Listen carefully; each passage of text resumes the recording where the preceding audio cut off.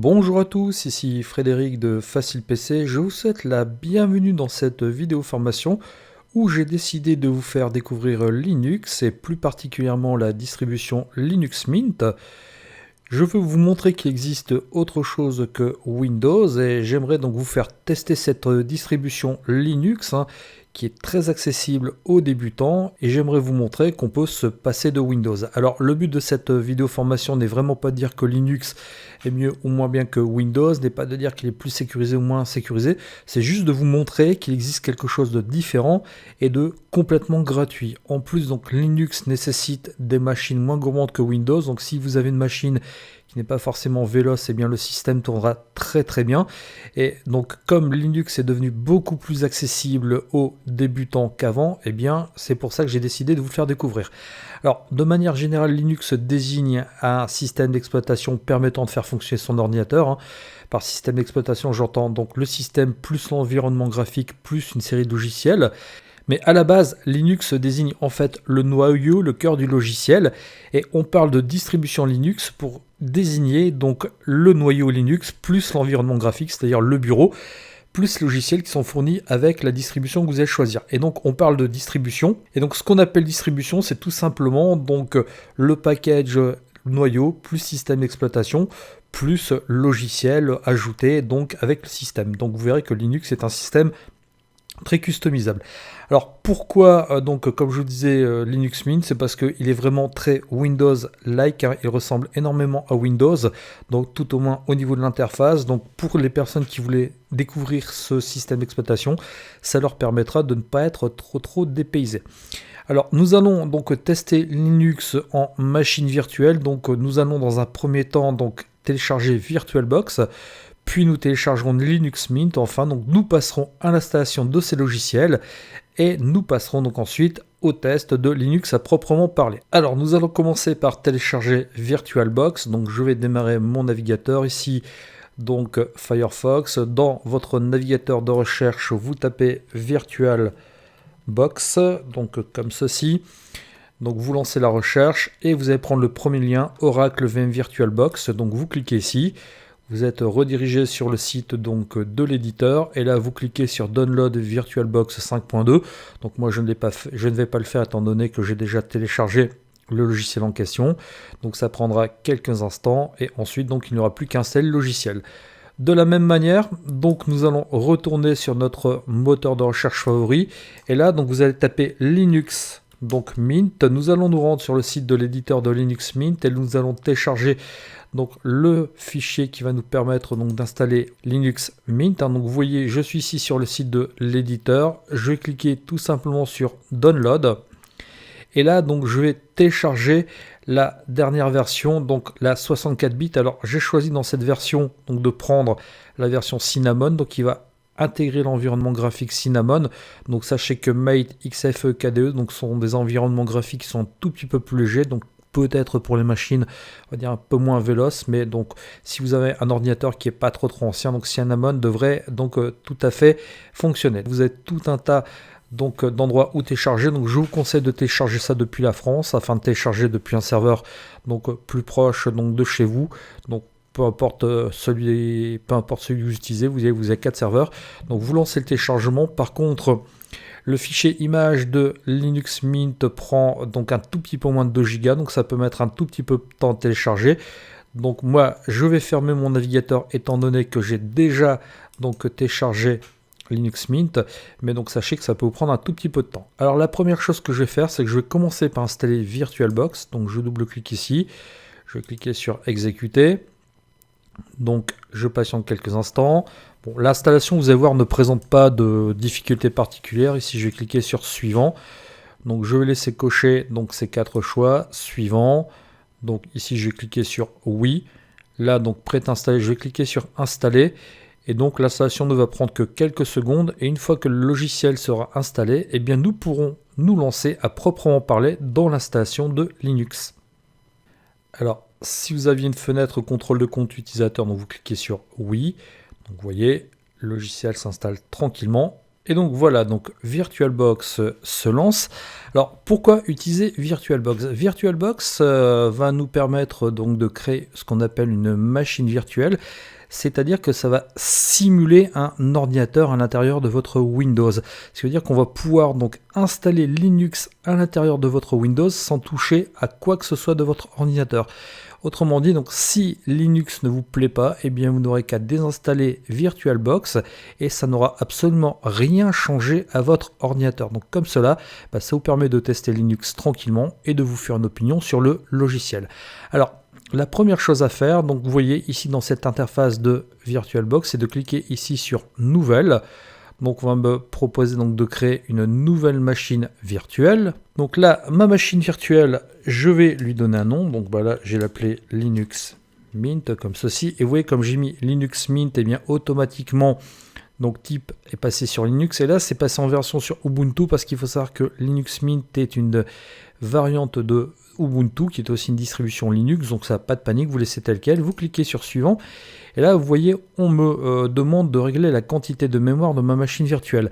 Alors, ce qu'il faut savoir, c'est que la machine virtuelle va prendre donc de la mémoire pour faire fonctionner donc Linux sur la quantité de mémoire qui est présente sur votre ordinateur. Donc, autrement dit, donc si vous avez suffisamment de mémoire donc pour allouer 1 Go, laissez 1024. Par contre, si vous n'avez pas suffisamment de mémoire, et bien à ce moment-là, donc allouez donc 512 à la machine. Donc pour baisser la mémoire, vous voyez, vous faites comme ça. Alors pour savoir quelle quantité de mémoire vous avez sur votre ordinateur, vous cliquez ici sur le bouton démarrer. Vous allez ici donc dans les paramètres. Une fois que vous êtes dans les paramètres, donc vous allez cliquer ici sur système. Donc là, vous avez cliqué sur information système et dans les informations système, vous avez votre quantité de mémoire qui remonte ici. Donc moi ici, pas de souci, j'ai 16 Go. Je pourrais même aller beaucoup plus loin donc dans la quantité de mémoire allouée à la machine virtuelle. Bon là, si vous avez 4 Go de mémoire donc sur votre ordinateur, bon 1 Go c'est déjà bien, donc laissez tel quel. Et si vous avez moins de 4 Go à ce moment-là, donc baissez à 512. Bon. Je vais cliquer sur suivant. Donc là, on me propose donc de créer sur le disque dur de mon ordinateur un disque dur virtuel de 10 Go. Donc oui, ça me convient très bien, je vais laisser tel quel. Donc j'ai cliqué sur créer. Je vais laisser le format par défaut, donc VDI. Je clique ici sur suivant. Donc là, je vais laisser dynamiquement alloué. Je clique sur suivant. Donc là, j'ai bien dit que je voulais 10 Go, donc je vais laisser sur suivant. Et là, donc ma machine est préconfigurée. Donc maintenant, je vais donc démarrer la machine afin de pouvoir commencer à tester Linux. Donc avant, je vais fermer ici. Je vais même donc passer ici le logiciel donc en plein écran. Et comment est-ce que je vais faire? Je vais cliquer ici, vous voyez, sur le bouton démarrer. Donc ça va démarrer ma machine virtuelle. Sauf que pour le moment, eh bien, nous n'avons encore pas indiqué donc à VirtualBox où aller chercher Linux. Eh bien, vous voyez, dans cette fenêtre, choisissez le disque de démarrage. Ici, ce que je vais faire, c'est que je vais cliquer sur cette icône représentant un dossier. Et je vais donc aller donc dans mon bureau. Donc j'ai stocké l'image donc sur mon bureau. Et je vais donc double-cliquer sur le fichier Linux Mint 18.3 que nous avons téléchargé. Je vais cliquer sur démarrer et là automatiquement, eh bien, vous voyez, Linux va démarrer. Alors j'en profitais donc pour passer cette fenêtre en mode plein écran. Donc là, on m'a dit qu'il va booter au bout de quelques secondes. Si vous appuyez sur la touche entrée, donc vous accédez à ce menu. Je vais choisir Start Linux Mint. Donc vous voyez, donc là ça va se lancer, ça va mettre quelques instants et le système va déjà se précharger.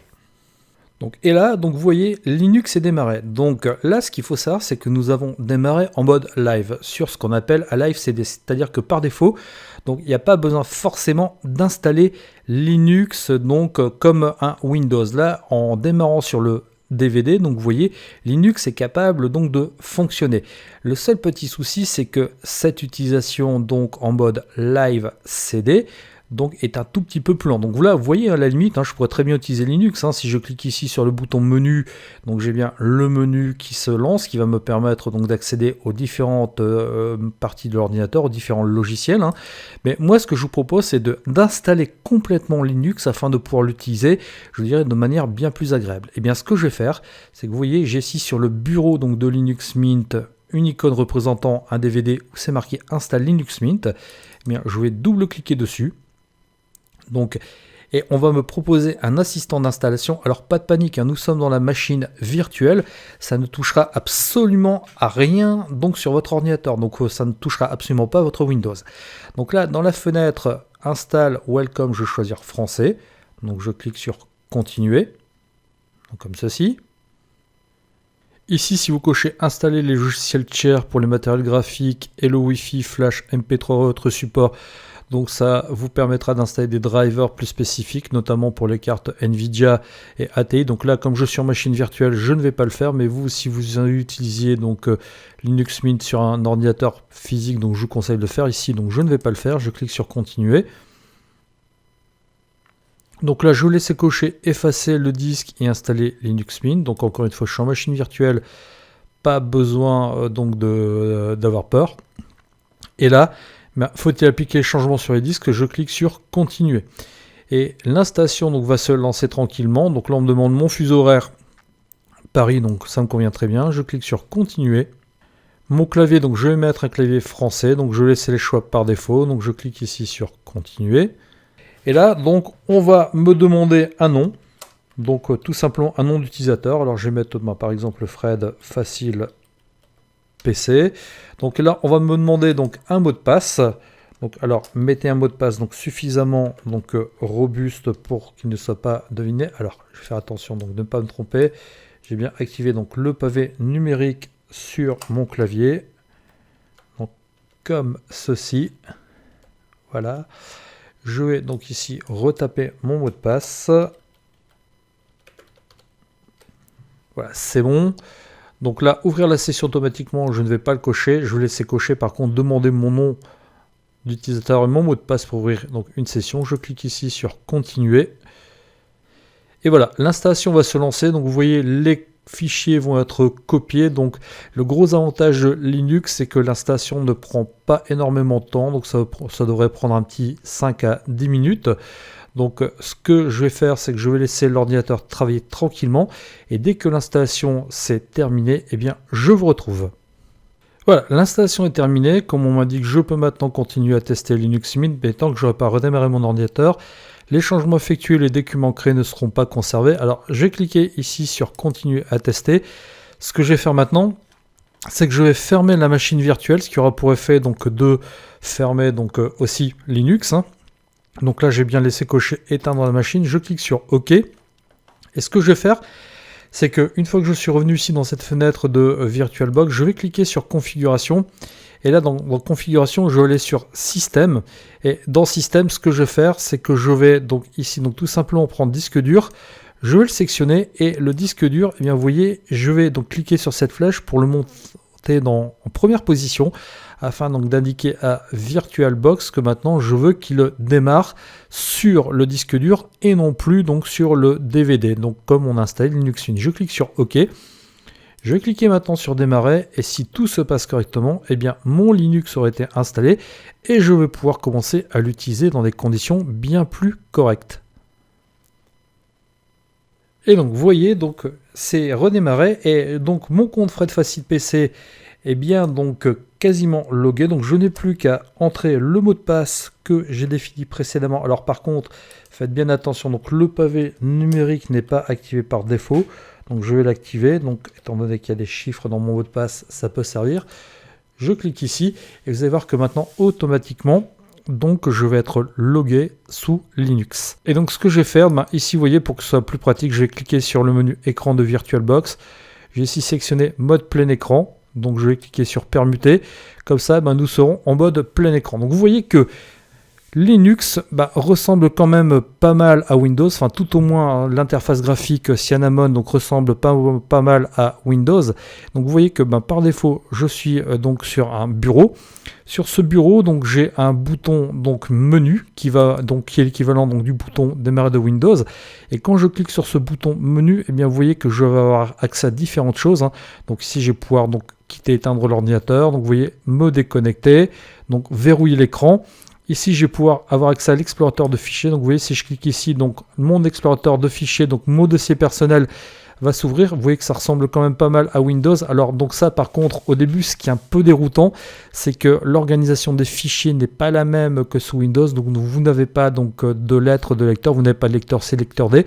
Donc tout est sur un seul et même lecteur. Donc, et là, vous voyez qu'à l'intérieur de votre dossier personnel, vous avez la possibilité de stocker vos documents, vos images, vos téléchargements, vos musiques. Et vous voyez que sur le côté, donc vous avez la possibilité donc d'accéder. Alors j'en profite ici, donc vous voyez, pour légèrement agrandir cette colonne, d'accéder à vos dossiers personnels, à vos bureaux.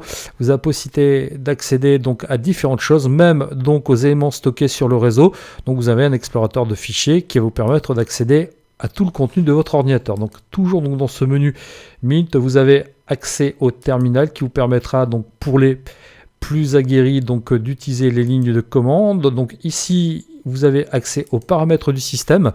Donc c'est dans ces paramètres du système que vous pourrez donc régler votre ordinateur. Vous voyez, vous pourrez régler tout ce qui est apparence, accessibilité. Donc là il y en aurait pour des heures à faire le tour donc de tout ça.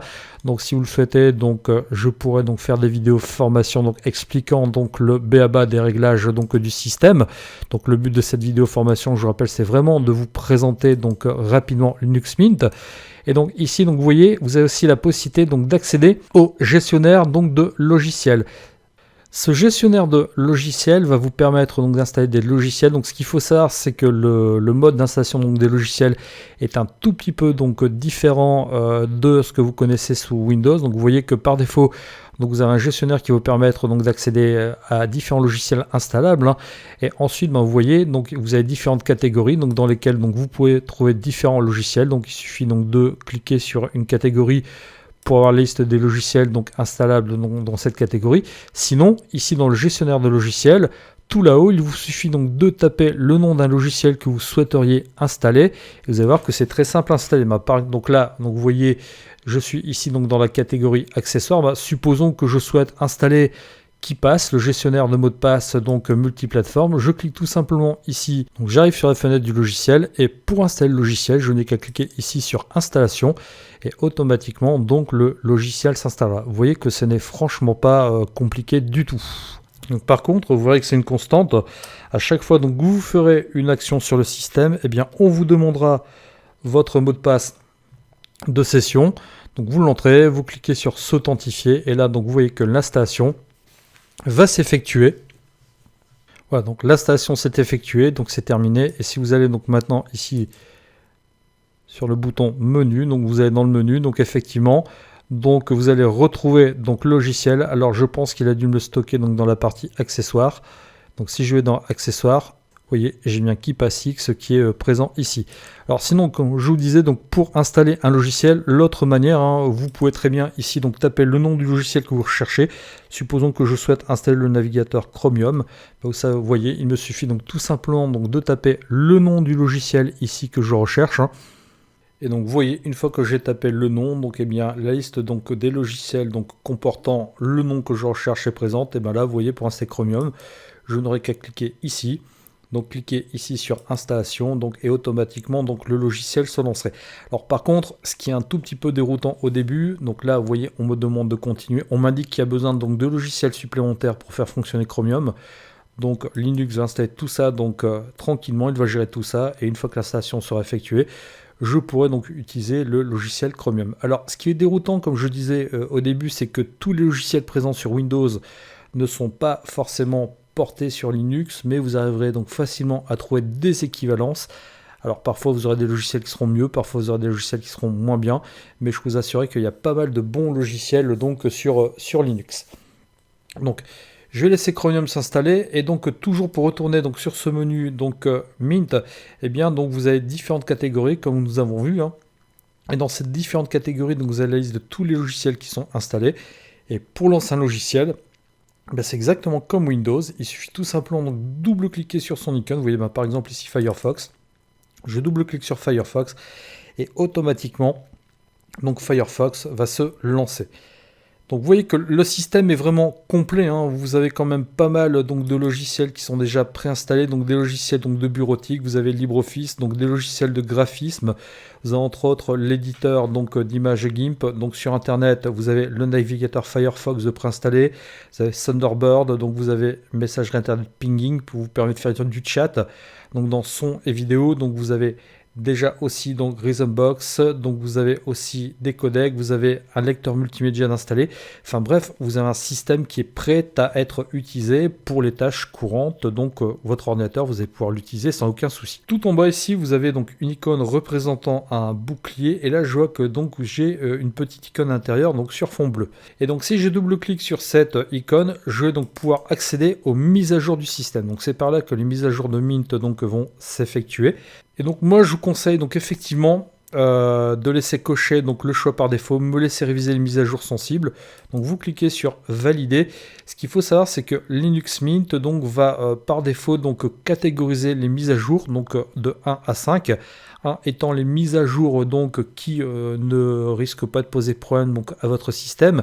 5 étant les mises à jour donc qui pourraient éventuellement faire du mal à votre système. Donc vous voyez au moment où donc j'enregistre cette vidéo formation, je n'ai que 2 mises à jour donc qui sont disponibles, mise à jour du niveau 1, donc ça veut dire que je peux mettre à jour mon système, il n'y a pas de souci de ce côté-là, donc mon ordinateur ne risque rien. Donc si je clique ici sur valider, eh bien automatiquement on va me demander mon mot de passe donc de session que je vais entrer, et une fois que j'aurai saisi le mot de passe, eh bien derrière, donc les mises à jour se téléchargeront et mon système donc se mettra à jour. Alors lors de la première mise à jour de votre système, donc vous voyez cette fenêtre source de logiciel va apparaître, et ici dans la rubrique miroir, donc vous cliquez ici sur le package principal.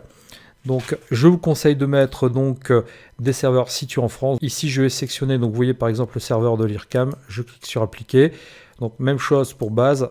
Donc je vais ici donc tout simplement choisir ce serveur-ci, donc un serveur situé en France. Je clique sur appliquer. Donc je vais cliquer sur recharger le cache, donc pour que la liste des mises à jour donc se recharge et qu'éventuellement donc d'autres mises à jour me soient proposées. Donc je vais fermer donc cette fenêtre en cliquant donc sur la croix. Vous voyez que c'est similaire donc à Windows. Et là donc ce que je vais faire, c'est que je vais cliquer sur installer les mises à jour. Donc étant donné que la première fois il ne me l'a pas pris, donc il me demande de retaper le mot de passe. J'ai fait attention donc de ne pas me tromper.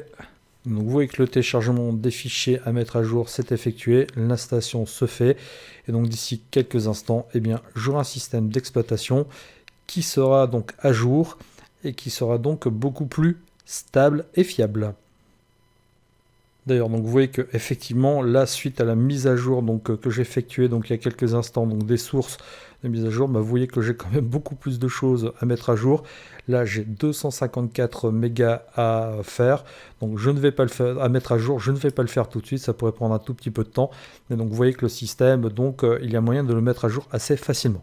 Donc alors. Le but de cette vidéo formation était vraiment donc de vous présenter Linux Mint. C'est vrai que donc en une vidéo formation, il est difficile d'aller donc en profondeur dans l'utilisation du logiciel. Le but est vraiment de vous montrer qu'il existe quelque chose d'autre que Windows. Alors le but n'est vraiment pas non plus de dire que Windows est mieux ou moins bien que Linux, ou inversement, c'est juste de vous faire découvrir autre chose.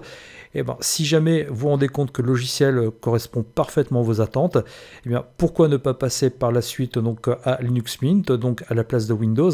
Alors là, je tiens à vous préciser que comme on est en machine virtuelle, eh bien, le système d'exploitation Linux sera plus long que d'habitude. D'ailleurs, à ce sujet, donc, si jamais vous aviez 2 disques durs sur votre ordinateur, quand vous ferez l'installation donc, de la machine virtuelle, je vous conseille fortement donc, d'installer la machine virtuelle sur le disque dur où Windows n'est pas présent. Donc comme ça, ça vous permettra donc d'avoir des temps d'accès plus rapides. Mais donc le but c'est vraiment de vous faire découvrir qu'il existe quelque chose de différent, et si jamais donc vous aviez donc envie de passer à Linux, eh bien n'hésitez pas. Donc vous pouvez franchir le pas sans aucun souci. Moi personnellement, j'utilise Linux quotidiennement, donc tous les jours, et il me donne entière satisfaction. Donc j'utilise aussi assez régulièrement Windows. Après, donc tout est une question de goût, tout est une question donc de besoin. Maintenant, sachez que donc c'est un système d'exploitation qui peut vous rendre entière satisfaction. Et donc, une fois que vous avez terminé donc d'utiliser Linux, eh bien pour éteindre le système, donc vous cliquez ici sur le bouton menu, vous cliquez tout simplement ici sur quitter. On va vous demander donc si vous souhaitez éteindre, redémarrer. Donc ici, je vais cliquer sur éteindre. Donc le système va s'éteindre, et une fois qu'il sera éteint, eh bien alors là, donc j'en profite pour cliquer sur éteindre malgré tout. Donc ça peut arriver qu'il y ait quelques petits blocages. Et donc une fois que le système sera éteint, eh bien donc vous n'aurez plus qu'à fermer VirtualBox. Je vous remercie de votre attention et je vous dis à bientôt dans une prochaine vidéo formation. Au revoir.